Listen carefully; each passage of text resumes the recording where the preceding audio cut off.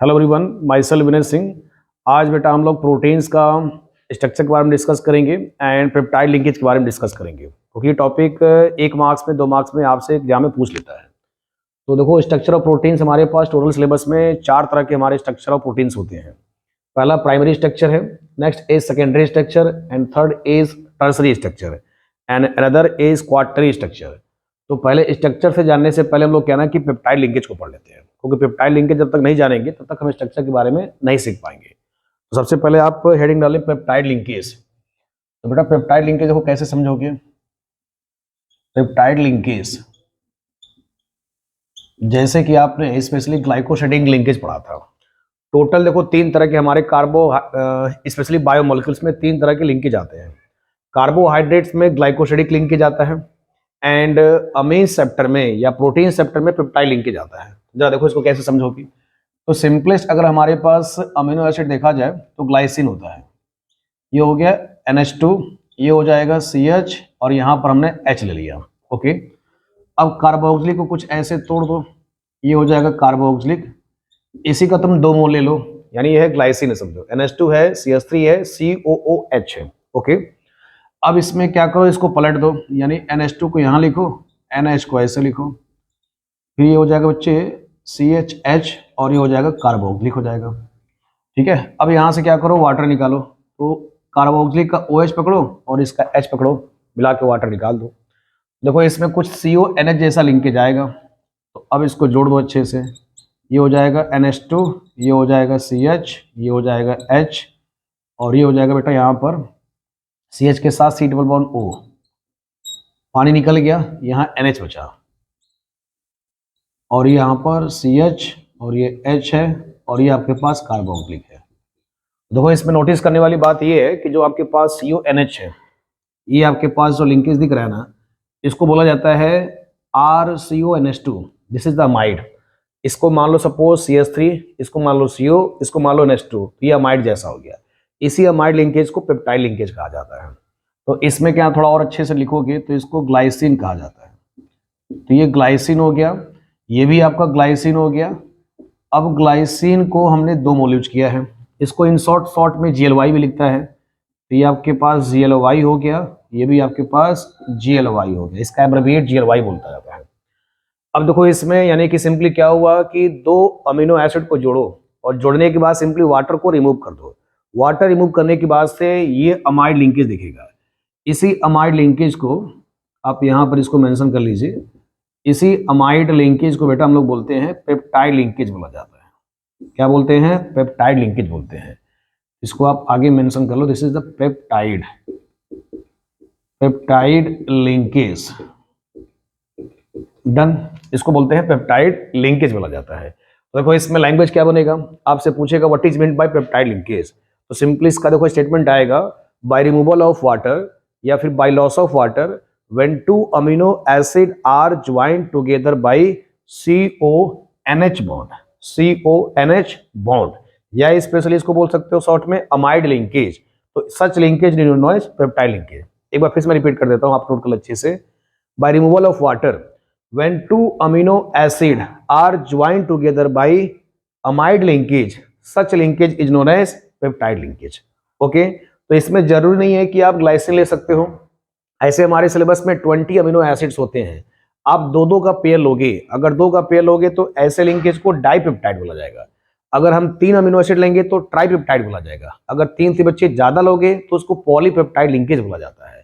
तो पॉलीपेप्टाइड में सिंपली क्या हो गया कि ढेर सारे अमीनो एसिड को जोड़ते जाओ और सिंपली बच्चे क्या करो, वाटर को रिमूव करते जाओगे। तो स्पेसिफिक लिंकेज क्या ना, CONH ग्रुप इसमें जोड़ता चला जाएगा। तो बेटा इसी को बोला जाता है पॉलीपेप्टाइड चेन बोला जाता है। अगर स्पेशली 2 आएगा तो डाइपेप्टाइड लिंकेज बोला जाएगा। डन हो गया। तो अब देखो इसमें जो है स्ट्रक्चर प्रोटीन्स का होता है। अगर स्पेशली बात करोगे स्ट्रक्चर ऑफ प्रोटीन्स को लेकर के, तो टोटल इसमें 4 तरह के हमारे पास स्ट्रक्चर प्रपोज किए गए हैं, जिसमें सबसे पहला आता है प्राइमरी स्ट्रक्चर आता है।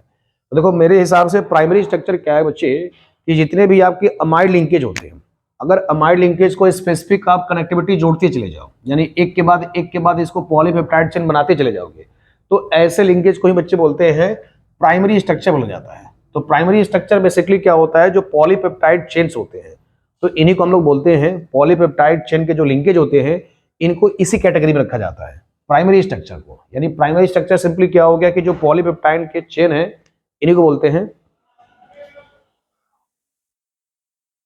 बच्चे इसमें नेक्स्ट टॉपिक है स्ट्रक्चर ऑफ प्रोटीन्स को लेकर के। तो स्ट्रक्चर ऑफ प्रोटीन्स में हम लोगों ने डिस्कस किया प्राइमरी स्ट्रक्चर का जो स्पेशली जो होता है, जो भी पॉलीपेप्टाइड चेन्स होते हैं, जो इसमें स्पेसिफिक लिंकेज होते हैं, दैट इज अमाइड लिंकेज, तो उसी को बोलते हैं प्राइमरी स्ट्रक्चर बोला जाता है। तो मेनली आपका क्वेश्चन पूछता है सेकेंडरी स्ट्रक्चर से। मेनली आपका क्वेश्चन कहाँ से पूछेगा? सेकेंडरी स्ट्रक्चर से पूछता है। तो बेटा सेकेंडरी स्ट्रक्चर के दो कंटेंट होते हैं। सेकेंडरी स्ट्रक्चर के कितने होते हैं? दो कंटेंट होते हैं। वन इज द, तो बच्चे इसमें अल्फा हेलिक्स स्ट्रक्चर। तो देखो सिंपली हमारे एग्जाम में दो इसमें क्वेश्चन बनते हैं, alpha helix and beta pleated को लेकर के। तो मेनली तुम्हें इसमें पॉइंट कैसे याद रखने हैं? तो अल्फा हेलिक्स सिंपली होता है इन दिस पॉलीपेप्टाइड चेन से। तो जितने भी प्राइमरी स्ट्रक्चर्स होते हैं या सेकेंडरी होते हैं, ये सारे के सारे पेप्टाइड लिंकेज से ही जुड़े होते हैं। ओके, तो अब देखो अल्फा हेलिक्स में बच्चे क्या होता है? Simply in this polypeptide chains coil up to right handed like structure. Simply क्या होता है, अगर आप एनसीईआरटी में देखोगे तो ऐसे कुछ थंबनेल जैसा डायग्राम बना के दिखाया गया है। तो आप प्रोटीन्स के स्ट्रक्चर में जाकर के एनसीईआरटी में विजिट कर सकते हैं। तो मेरा इसमें बताने का सिंपली मकसद है कि अल्फा हेलिक्स जो होते हैं ये coil up to right handed like structure show करते हैं। अब आप इसमें नोटिस ये करोगे, जो एग्जाम में क्वेश्चन पॉइंट आउट किया जाता है आपको बच्चे, इसमें स्पेशली ये क्वेश्चन पूछता है they stabilize by intramolecular hydrogen bonding. ये आपसे सिंपली क्या ना कि एक मार्क्स का क्वेश्चन पूछता है कि अल्फा हेलिक्स किस फैक्टर से स्टेबलाइज होता है। तो आंसर इसमें क्या रखोगे? इंट्रामोलिकुलर हाइड्रोजन बॉन्डिंग, क्योंकि इसमें जो आपस में ही मॉलिक्यूल के बीच में हाइड्रोजन बॉन्डिंग एग्जिस्ट करता है, आपस में ही मॉलिक्यूल के बीच में हाइड्रोजन बॉन्डिंग एग्जिस्ट करेगा, तो ऐसे वाले को बोलते हैं इंट्रामोलिकुलर हाइड्रोजन बॉन्डिंग बोला जाता है। नेक्स्ट बेटा इसके बाद सेकेंडरी स्ट्रक्चर में दूसरा टाइप आता है बीटा प्लीटेड शीट आता है। तो बीटा प्लीटेड शीट सिंपली क्या होता है कि मैंने इसमें लैंग्वेज को कम कर दिया है, तो आप इसमें पूरा लिख सकते हो इन this polypeptide chains lie side by side और जिगजैग मैनर। स्पेशली क्या ना, जिगजैग मैनर, यानी कि जो टेढ़े मेढ़े से जुड़े होते हैं, तो ऐसे वाले को बोलते हैं बीटा प्लीटेड शीट स्ट्रक्चर बोला जाता है। और इसमें क्या लिखोगे? ठीक इसका उल्टा, they stabilize by intermolecular hydrogen bonding. ये आपस में जुड़ करके, जब आपस में दो मॉलिक्यूल जुड़ते हैं और उसके बीच में जो बॉन्डिंग होता है उसको बोलते हैं इंटरमोलिकुलर हाइड्रोजन बॉन्डिंग होता है। स्पेशली बच्चे आपको अगर हाइड्रोजन बॉन्डिंग रिकैप कराया जाए तो हाइड्रोजन बॉन्डिंग देखो कुछ इस तरह से होता है। Hydrogen bonding, hydrogen is directly, यानी hydrogen is attached with FON, hydrogen is attached with FON. अब स्पेशली ये हाइड्रोजन बॉन्डिंग हो गया। ये हाइड्रोजन अगर फ्लोरीन के साथ जुड़ता है तब पर भी हाइड्रोजन बॉन्डिंग है। ये हाइड्रोजन अगर ऑक्सीजन के साथ जुड़ता है तब पर भी हाइड्रोजन बॉन्डिंग है। ये हाइड्रोजन अगर एन के साथ जुड़ता है तब पर भी हाइड्रोजन बॉन्डिंग है। तो जितने भी आपके पॉलीपेप्टाइड चेन्स होते हैं उसमें HN के साथ जुड़ता है तो उसमें हाइड्रोजन बॉन्डिंग दिख गया। अगर जब सिमिलर मॉलिक्यूल आ जाएगा, दो सिमिलर मॉलिक्यूल के बीच में एग्जिस्ट करेगा तो इंटर होगा, जब with in the same molecule के बीच में एग्जिस्ट करेगा तो इंट्रा होगा। तो आपको इस पे स्पेशली क्या याद रखना है? अल्फा हेलिक्स में in this polypeptide chains coil up to right handed like structure and beta pleated में जिगजैग मैनर याद रखना है। और दोनों के एक फोर्स याद कर लो और दूसरा उसका ठीक उल्टा कर देना। तो बच्चे नेक्स्ट इसमें आता है टर्सरी स्ट्रक्चर आता है। तो टर्सरी स्ट्रक्चर के भी दो टाइप्स होते हैं, फाइब्रस प्रोटीन्स होता है, देन इसे ग्लोबुलर प्रोटीन्स होता है। Fibrous protein and globular protein. तो देखो इसमें सिंपली क्या लैंग्वेज आएगा? When folding forms a rope like structure, when folding forms, इसमें आप अंडरलाइन कर लो रोप लाइक स्ट्रक्चर बच्चे। ओके तो बच्चों मैंने इसमें याद करना है when folding forms a rope like structure. तो फाइब्रस में स्पेशली क्या होगा? When folding forms a rope like structure. और इसमें एग्जांपल आपको याद रखने हैं keratin protein, keratin proteins, hair हो गया, वुल हो गया एंड नेल्स हो गया। ये स्पेशली आपके एग्जांपल्स है कि केराटिन प्रोटीन्स कहाँ के सोर्स में देखे जाते हैं। तो नेक्स्ट बच्चे इसमें आता है मायोसिन प्रोटीन इन मसल आता है। अब देखो स्पेशली जो होता है, जैसे हमारे बाल्स होते हैं, जो हमारे नेल्स होते हैं, ये सब क्या होते हैं? आपके फाइब्रस प्रोटीन के एग्जांपल होते हैं। तो इसमें एक पॉइंट आप ये भी ऐड कर सकते हो कि फाइब्रस प्रोटीन जो होंगे ये वाटर इनसॉल्युबल होंगे। तो आप इसमें एक पॉइंट और ऐड कर सकते हो, this is the water insoluble, water insoluble, ये भी आप इसमें ऐड कर सकते हो। क्योंकि आप खुद सोचो कि जैसे हमारे बाल हैं या हमारे नेल्स हैं, क्या ये पानी में घुल जाएंगे? नहीं घुल पाएंगे। तो ये वाले एग्जांपल किस में आएंगे? फाइब्रस प्रोटीन के एग्जांपल आते बच्चे। इतना क्लियर हो गया। नेक्स्ट हमारे पास है ग्लोबुलर प्रोटीन्स है। तो ग्लोबुलर हमें नाम से ही सजेस्ट कर रहा है कि इसमें when folding forms a ball like structure, यानी स्फेरिकल इसको कह सकते हो, यानी ये स्फेयर जैसे इसमें स्ट्रक्चर बनेंगे तो ऐसे वाले को ग्लोबुलर प्रोटीन कहा जाता है। ये टर्सरी स्ट्रक्चर के टाइप में आते हैं। इसमें मेन एग्जांपल आपको याद रखना है, ये सब एग्जांपल आपके ऑब्जेक्टिव में कहीं ना कहीं किसी रूप में पूछे जा सकते हैं। तो ग्लोबिन प्रोटीन पाया जाता है हीमोग्लोबिन में, और एल्बुमिन ऑफ एग जो होता है या एग एल्बुमिन जो होता है ये भी आपका बच्चे स्पेशली होता है ग्लोबुलर प्रोटीन होता है। जैसे अंडे को बॉयल करना, ये भी क्या ना कि बाद में स्फेरिकल शेप ले लेता है। तो this is the proteins of globular protein. Next example बच्चे आता है हार्मोन्स हो गया, इंसुलिन हो गया, एंजाइम हो गया। जितने भी हमारे इंटरनल बॉडी के एग्जांपल्स होते हैं वो सारे एग्जांपल बच्चे होते हैं ग्लोबुलर प्रोटीन्स होते हैं। तो बायोलॉजिकल जितने भी एग्जांपल्स आएंगे वो सब किसके टाइप आएंगे, ग्लोबुलर प्रोटीन के आएंगे। और स्पेशली जो हमारे हेयर्स हो गए, वो लोग नेल्स हो गए, वो सबके एग्जांपल आएंगे फाइब्रस प्रोटीन के बच्चे आएंगे। ओके, तो ये आपके साथ तो देखो, अब देखो ये बॉडी के अंदर पाए जाते हैं बेटा, तो ये सब पार्ट आपका इंटरनल हो गया। तो दिस पार्ट इज यानी globular protein is internal part. तो ये क्या होंगे, वाटर इनसॉल्युबल होंगे। ये बच्चे क्या होंगे, वाटर इनसॉल्युबल होंगे। नहीं सॉरी, ये वाटर इनसॉल्युबल होगा तो बच्चे क्या होगा, वाटर सॉल्युबल होगा। इसको आप ऐड कर लो इसमें, वाटर सॉल्युबल। तो ये आपके पास क्या होगा, वाटर सॉल्युबल होगा। ओके, तो ये आपके पास सिंपली कंसेप्ट है पूरे स्ट्रक्चर को लेकर के।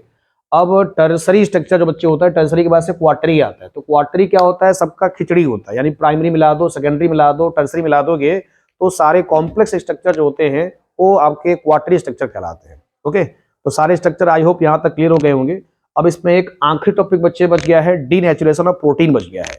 तो डीनेचुरेशन ऑफ प्रोटीन सिंपली देखो, सिंपली क्या होता है, थोड़ा इसको भी एक बार हम लोग सीख लेते हैं, फिर मैं अपने अगले लेक्चर में आपको न्यूक्लिक एसिड सिखाऊंगा। ओके, तो देखो डीनेचुरेशन ऑफ प्रोटीन।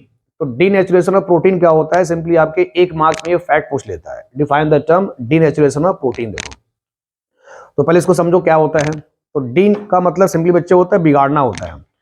ओके, तो डीनेचुरेशन ऑफ प्रोटीन यानी जो प्रोटीन का नेटिव फॉर्म होता है उसके शेप को, यानी उसको टेम्परेचर दे करके या उसके पीएच में ऐड करके, यानी प्रोटीन के सिचुएशन को बिगाड़ देना या उसको डीनेचुरेट कर देना, इसी फिनोमेनन को बोला जाता है डीनेचुरेशन ऑफ प्रोटीन बोला जाता है।